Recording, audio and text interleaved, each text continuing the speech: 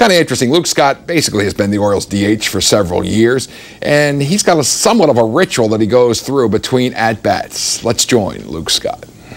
Hi, I'm Luke Scott, and today I'm going to take you with my in-game routine as I'm DHing, what I do in between my at-bats. What we have here is a power plate, and the function of this machine is basically to wake up your nervous system.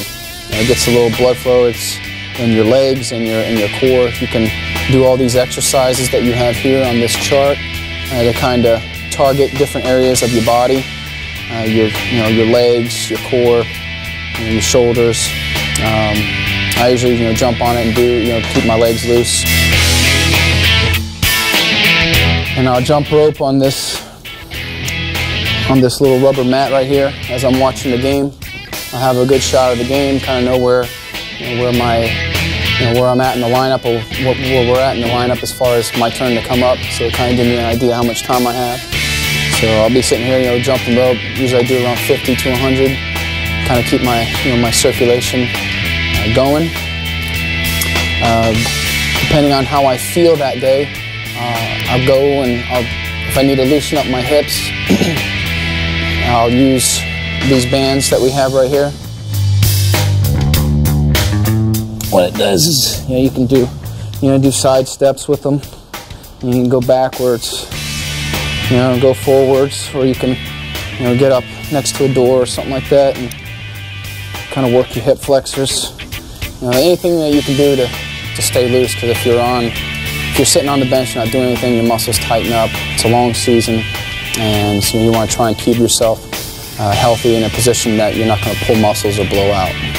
All right, after I've done my work as far as getting my circulation, getting my legs loose, making sure I'm physically in a position to where I can go out there and play the game physically hard and run out of the box and not pull anything, I go to the cage and kind of loosen up my swing.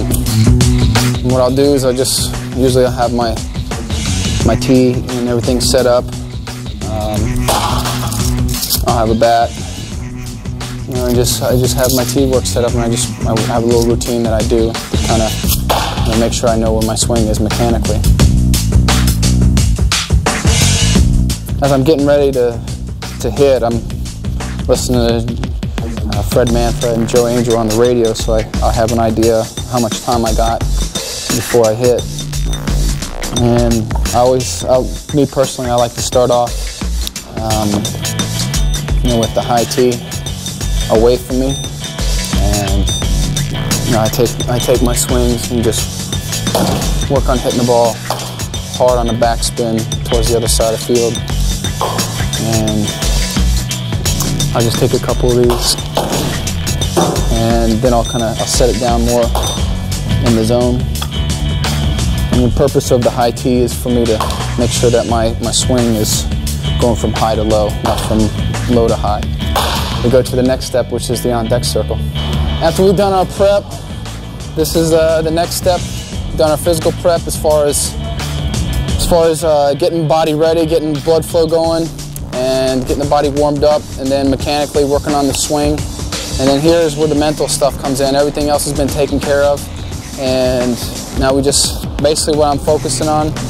I grab the heavy bat and I'll kind of swing it around a little bit, and I'll just watch the pitcher.